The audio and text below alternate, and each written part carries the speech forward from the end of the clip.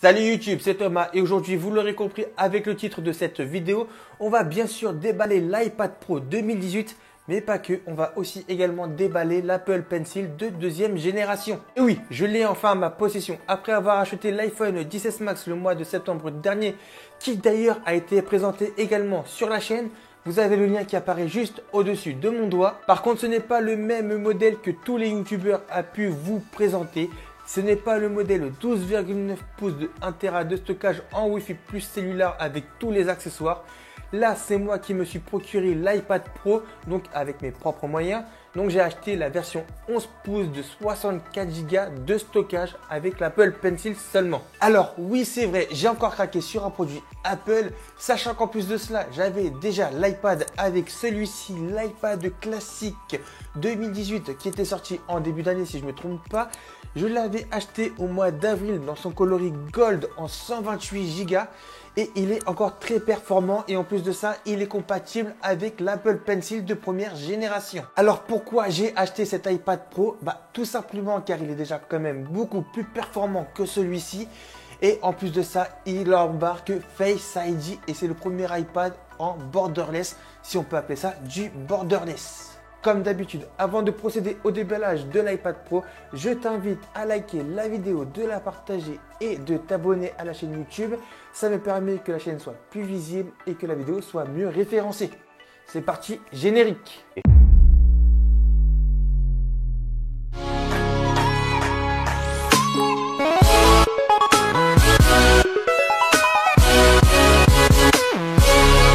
Bon. Avant qu'on déballe cet iPad de son emballage plastique, je vais faire un petit tour de la boîte. Et déjà, rien que l'aspect visuel de cette boîte, je la trouve magnifique. Avec l'iPad de façade, comme sur les anciennes boîtes des iPad Pro. Là, c'est avec le nouveau fond d'écran. Là, vous avez la mention iPad Pro. À l'arrière, vous voyez que c'est le modèle 11 pouces 64 Go. Et d'ailleurs, une chose que j'ai remarqué qui est vachement mieux cette année avec les iPad Pro, c'est que Apple a fait comme pour les iPhones, ils ont mis une petite languette qu'on va s'empresser d'ouvrir. Par contre, chut.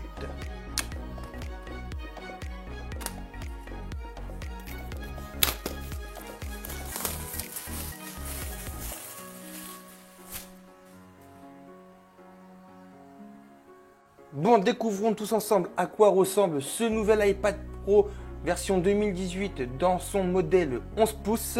On ouvre la boîte ensemble, on secoue pour le faire sortir. L'iPad Pro, on le met de côté. On va d'abord s'intéresser au contenu de la boîte. Comme d'habitude, le petit fascicule Designed by Apple in California. On retire ce qu'il y a dedans. Là. Alors, iPad Pro, donc ça doit être le truc avec toutes les langues. Les conditions générales d'utilisation. D'ailleurs, sur cet iPad Pro, vous avez de nouveaux gestes car il s'utilise comme sur l'iPhone 10. On va mettre ça de côté. Est-ce que j'ai les pommes?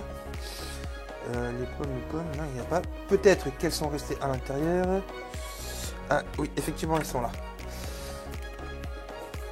Elles sont vachement énormes par rapport aux anciennes pommes qu'on avait sur les anciens modèles d'iPad. Là, elles sont vraiment énormes ces pommes. Bon, on met tout ça de côté. On va s'intéresser maintenant à ceci. Car le chargeur câble Lightning qu'il y avait avant sur les anciens iPads, maintenant on a le droit à de l'USB type C vers USB type C. Car ce nouveau chargeur secteur est maintenant en USB type C. D'ailleurs, ce n'est plus de 12 watts, mais en 18 watts. Je ne sais pas si là, vous le voyez à la caméra, si je vous le rapproche. Et d'ailleurs, on peut noter aussi le changement de design de ce chargeur secteur, car on n'a pas l'habitude de voir des chargeurs de cette envergure chez Apple.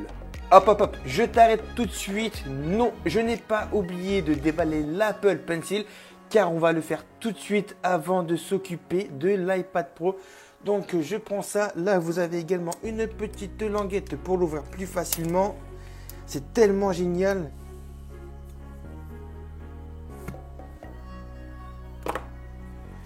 Les petits fascicules aussi toujours Design by Apple in California, mais version Apple Pencil. Et le fameux Apple Pencil. il est franchement stylé, il est pas brillant. Bon, il y a encore le petit truc qui est ici, on va retirer ça.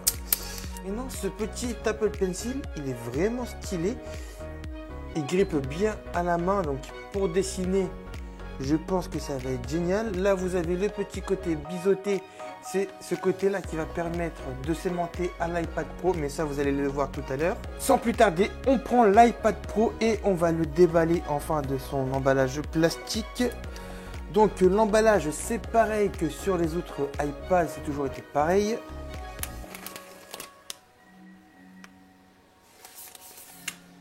Et là, je n'ai vraiment pas de mots. Cet iPad Pro est juste magnifique.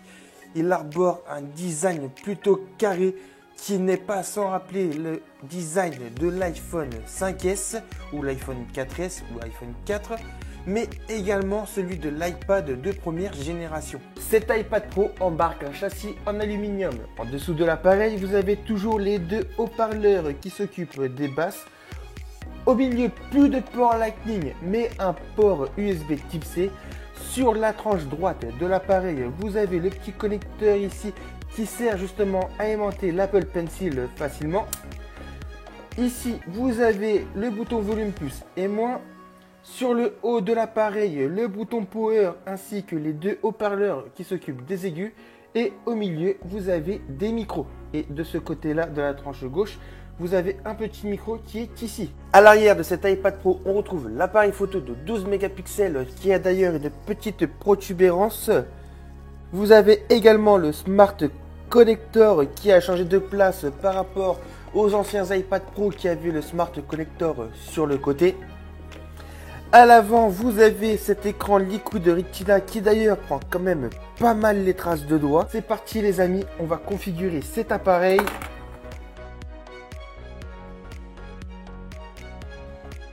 Alors, soit tout open. De toute façon, c'est les mêmes gestes que sur l'iPhone 10. Tiens, ce qui est bien, c'est qu'il est chargé à 100%. Alors, France. Bonjour, démarrage rapide. Si vous avez un iPhone ou un iPad doté d'iOS 11 ou ultérieur, approchez-le. D'ailleurs, c'est vrai que ça, c'est bien que quand vous avez un iPhone ou un iPad qui était sous iOS 11, vous pouvez le configurer beaucoup plus rapidement et c'est ce qu'on va faire tout de suite. Je vais prendre mon ancien iPad pour le configurer plus rapidement. Donc ici, on fait continuer. Donc ça fait la connexion. Voilà, donc on n'a plus qu'à scanner la petite image qui est ici avec l'ancien. Là, voilà. Terminé sur le nouvel iPad. Donc saisissez le code de votre iPad.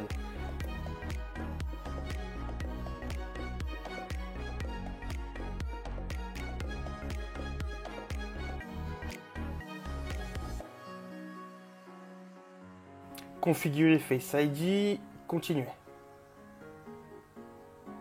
Ce qui est bien avec le Face ID qui est sur cet iPad Pro, c'est qu'on peut l'utiliser dans n'importe quel sens, que ce soit en mode portrait, en mode paysage ou même à l'envers, le Face ID fonctionnera toujours. Allez, démarrer, on va configurer tout ça. On va éviter que le téléphone soit dessus.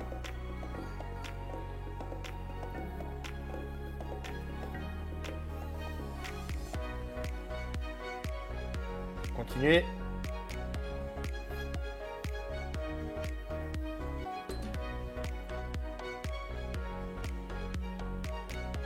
Face ID est maintenant configuré. Continuer. Dans ce menu, soit vous restaurez une sauvegarde à partir d'iCloud ou d'iTunes. Moi, comme j'ai l'habitude à chaque fois que j'achète un nouveau produit Apple, je le configure comme un nouvel appareil. Donc c'est ce qu'on fait tout de suite. L'identifiant Apple.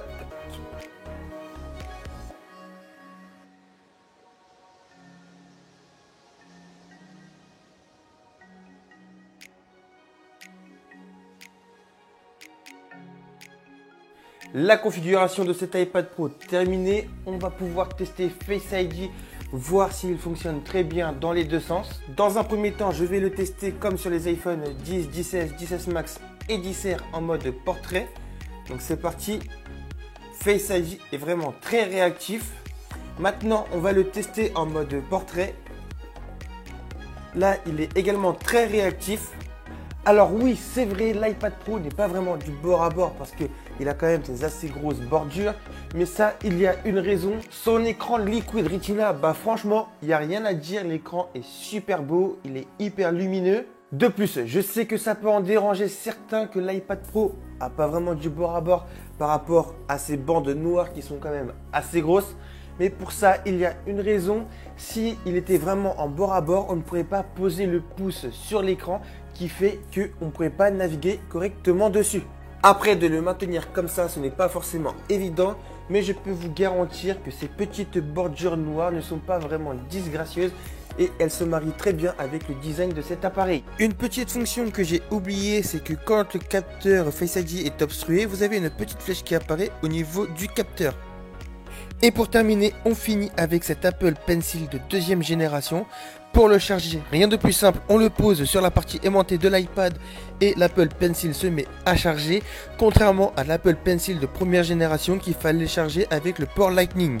Voilà pour ce qui est de mes premières impressions et de ma première prise en main. Maintenant, il ne me reste plus qu'à le tester plus profondément et ça, j'ai vraiment hâte. Ne vous inquiétez pas, vous aurez la vidéo test bientôt sur la chaîne. Comme d'habitude, j'espère que cette vidéo vous aura plu. Si c'est le cas, gros pouce bleu, vous connaissez les bails.